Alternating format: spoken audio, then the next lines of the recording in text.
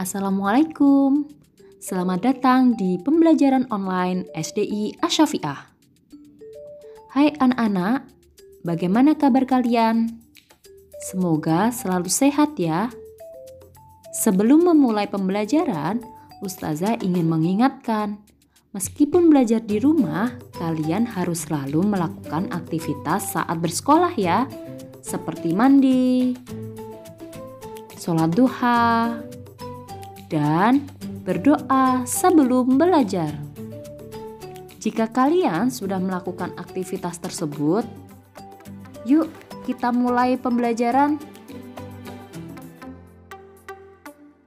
Hai anak-anak, kita akan belajar tema 1, indahnya kebersamaan. Subtema 1, keberagaman budaya bangsaku. Pembelajaran 1. Yuk kalian buka pada halaman 1 ya. Tahukah kamu bahwa Indonesia terdiri atas banyak pulau, suku bangsa, bahasa, rumah adat, tarian, pakaian tradisional, senjata tradisional, alat musik tradisional, makanan tradisional, serta agama. Ayo kita cari tahu lebih jauh tentang keberagaman itu. Indonesia terdiri atas berbagai macam suku bangsa dan budaya, namun tetap dalam satu wadah Negara Kesatuan Republik Indonesia atau NKRI. Keberagaman tersebut merupakan anugerah dari Tuhan Yang Maha Esa. Kita wajib mensyukurinya. Hai anak-anak, pada halaman 1 terdapat bacaan yang berjudul Pawai Budaya. Silakan kalian baca ya, dan kalian hitung ada berapa paragraf pada bacaan tersebut. Sebelum membaca, pause dulu ya video ini. Pada bacaan Pawai Budaya terdapat 5 paragraf. Apakah jawaban kalian benar? Semoga jawaban kalian semua benar semua ya. Yuk kita lanjut anak-anak. Setiap bacaan biasanya terdiri atas beberapa paragraf. Apa sih paragraf? Paragraf adalah suatu jenis tulisan yang memiliki tujuan atau ide terdiri dari beberapa kalimat. Salah satu ciri paragraf biasanya letak kalimat pertama ditulis agak menjorok ke dalam.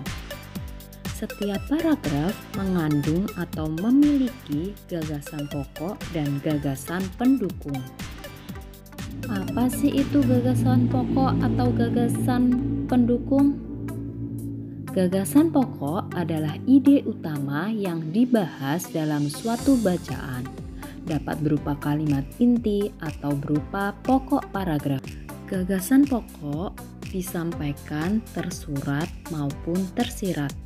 Secara tersurat, gagasan pokok dapat ditemukan pada kalimat utama yang terletak di bagian awal, akhir atau awal dan akhir paragraf.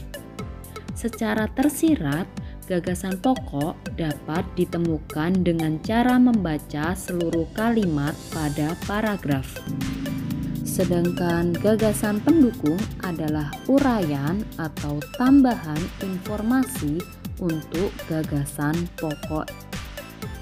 Yuk kita coba mencari gagasan pokok dan gagasan pendukung pada bacaan Pawai Budaya paragraf 2 dan 3. Pada paragraf 2 terdapat 7 kalimat. Coba kita baca pada kalimat pertama. Di barisan pawai terdepan terdapat rombongan dari Maluku. Sedangkan kalimat kedua, rombongan laki-laki mengenakan kemeja putih, jas merah, dan topi tinggi dengan hiasan keemasan. Dari membaca kalimat kedua, kita sudah tahu bahwasannya kalimat kedua adalah kalimat penjelas dari kalimat pertama. Artinya, kalimat pertama adalah kalimat pokok atau gagasan pokok atau kalimat utama dari paragraf kedua. Sedangkan kalimat kedua adalah gagasan pendukung atau kalimat penjelas dari paragraf kedua. Sedangkan kalimat ketiga sampai ketujuh, apakah dia gagasan pendukung atau bukan? Kita baca lagi ya. Rombongan perempuan mengenakan baju cele. Baju ini terdiri dari atasan putih berlengan panjang serta rok lebar merah. Langkah mereka diiringi oleh suara tifa, alat musik dari Maluku. Bunyinya seperti gendang, namun bentuknya lebih ramping dan panjang. Budaya Maluku sangat unik dan menarik. Baik, dari sini kita tahu bahwa kalimat ketiga sampai ketujuh adalah kalimat penjelas dari kalimat pertama. Berarti kalimat 3 dan sampai kalimat 7 juga termasuk dari gagasan pendukung. Apakah kalian sudah jelas bagaimana mencari gagasan pokok dan gagasan pendukung? Yuk kita lanjutkan ke paragraf ketiga. Paragraf ketiga terdapat 4 kalimat. Yuk kita baca pada kalimat pertama dan kalimat keduanya. Budaya Bali terkenal karena bunyi musiknya yang berbeda. Rombongan dari Bali membunyikan alat musik daerahnya, ceng-ceng namanya. Oke, dari sini kita tahu bahwa kalimat kedua adalah kalimat penjelas dari kalimat pertama. Sudah bisa kita simpulkan bahwa gagasan pokok pada paragraf ketiga adalah di kalimat pertama. Sedangkan kalimat kedua adalah kalimat penjelas atau gagasan pendukung. Setelah itu kita tinggal di kalimat ketiga dan keempat. Kalimat ketiga adalah alat ini berbentuk seperti dua keping simbal yang terbuat dari logam. Nyaring bunyinya ketika kedua keping ini dipadukan. Oke, dari sini kita bisa tahu bahwa kalimat ketiga dan kalimat keempat juga termasuk penjelas dari kalimat pertama. Sudah dapat kita simpulkan bahwa kalimat ketiga dan keempat juga gagasan pendukung. Dari sini sudah kalian paham kan? Semoga kalian bisa paham semua ya untuk gagasan pokok dan gagasan pendukung. Indonesia adalah negara yang sangat beragam budaya, agama, dan bahasa daerahnya.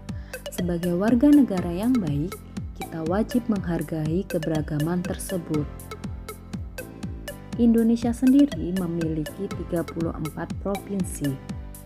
Ini adalah beberapa gambar beserta suku, bahasanya, rumahnya, tariannya, pakaiannya. Di sini bisa kalian lihat setiap provinsi memiliki keberagaman sendiri-sendiri. Di sini ada 34 provinsi ya. Silakan dilihat ya anak-anak. Tahukah kalian anak-anak apa sih suku bangsa? Suku bangsa adalah sekelompok golongan yang hidup bersama di suatu tempat dan memiliki ciri-ciri budaya yang sama. Contohnya suku bangsanya bisa kalian lihat di situ ya. Ada suku Nias dari Sumatera Utara, suku Bugis dari Sulawesi, dan lain-lain. Sedangkan bahasa adalah alat komunikasi yang digunakan oleh manusia. Contoh bahasa daerah yaitu bahasa Batak dari Sumatera Utara, bahasa Sunda dari Jawa Barat, dan lain-lain bisa kalian lihat di gambar tersebut. Selanjutnya adalah rumah adat. Rumah adat di situ terdapat ada joglo dari Jawa, rumah gadang dari Sumatera Barat, tongkonan dari Sulawesi Selatan, dan lain-lain. Sedangkan tarian adalah salah satu bentuk kesenian yang memadukan antara gerakan tubuh dan iringan musik. Contohnya tarian daerah, tari kecak dari Bali, tari zapin tembung dari Kalimantan Barat, dan lain-lain. Sedangkan pakaian tradisional merupakan pakaian khas suatu daerah yang biasanya dipakai dalam acara adat. Di situ kalian bisa lihat contohnya Bundo Kanduang dari Sumatera Barat, Beskap, Jawa Tengah, dan lain-lain.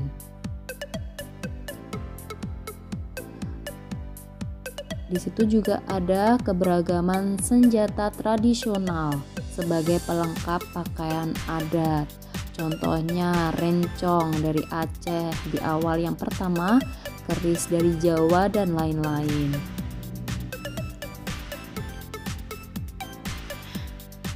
Di situ juga ada alat musik yang cara mainnya alat musik tradisionalnya pun juga beragam, seperti ada yang dipukul, ditiup, dan digesek.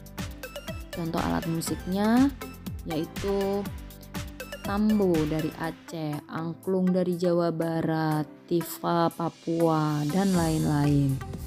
Baik anak-anak, perbedaan yang ada pada setiap daerah di Indonesia merupakan suatu anugerah dari Tuhan yang patut kita syukuri ya. Kita harus saling menghargai keberagaman tersebut. Meskipun berbeda suku, bahasa, budaya, makanan, agama, kita harus tetap menghargai keberagaman tersebut. Contoh sikap menghargai keberagaman adalah bermain bersama dengan teman yang berlain agama. Kedua, kita belajar menari tarian dari daerah lain. Kita belajar bahasa dari daerah lain. 3 contoh tersebut merupakan sikap menghargai keberagaman. Sebagai anak bangsa, kita harus merasa bangga terhadap keberagaman yang ada. Menghargai perbedaan merupakan wujud dari semangat persatuan dan kesatuan. Selain kaya akan budaya, tarian, dan makanan khas daerah, Indonesia juga kaya akan jenis alat musik. Berikut adalah contoh alat musik yang dimiliki oleh berbagai suku di Indonesia. Cara memainkannya berbeda-beda. Kecapi yang berasal dari Jawa Barat dimainkan dengan cara dipetik. Angklung yang berasal dari Jawa Barat dimainkan dengan cara digoyangkan. Saluang yang berasal dari Sumatera Barat dimainkan dengan cara ditiup. Kendang yang berasal dari Jawa Barat dan tifa dari Papua dimainkan dengan cara dipukul. Nah, kalian sudah tahu kan cara memainkannya setiap alat musik tadi? Kalau cara menghasilkan bunyinya, tahu tidak? Yuk simak. Alat musik kecapi, daerah asalnya dari Jawa Barat. Cara menghasilkan bunyi, senar yang dipetik bergetar dan menghasilkan bunyi. Kedua adalah kendang, dari Jawa Barat dan Jawa Tengah. Bagian yang dipukul akan bergetar sehingga menghasilkan bunyi. Yang ketiga adalah tifa dari Papua. Dimainkannya dipukul dan akan bergetar sehingga menghasilkan bunyi. Angklung dari Jawa Barat yaitu adalah bagian dalam bambu bergetar sehingga menghasilkan bunyi. Nah, dari alat musik tersebut, kalian jadi tahu bahwa bunyi itu berasal dari benda yang bergetar. Tidak hanya alat musik ya, tetapi segala macam bentuk bunyi berasal dari benda yang bergetar. Getaran dari suatu benda akan mengakibatkan udara di sekitarnya bergetar. Getaran tersebut menimbulkan gelombang bunyi di udara. Benda-benda yang bergetar dan menghasilkan bunyi disebut sumber bunyi. Jadi ingat ya, sumber bunyi adalah benda-benda yang bergetar dan menghasilkan bunyi.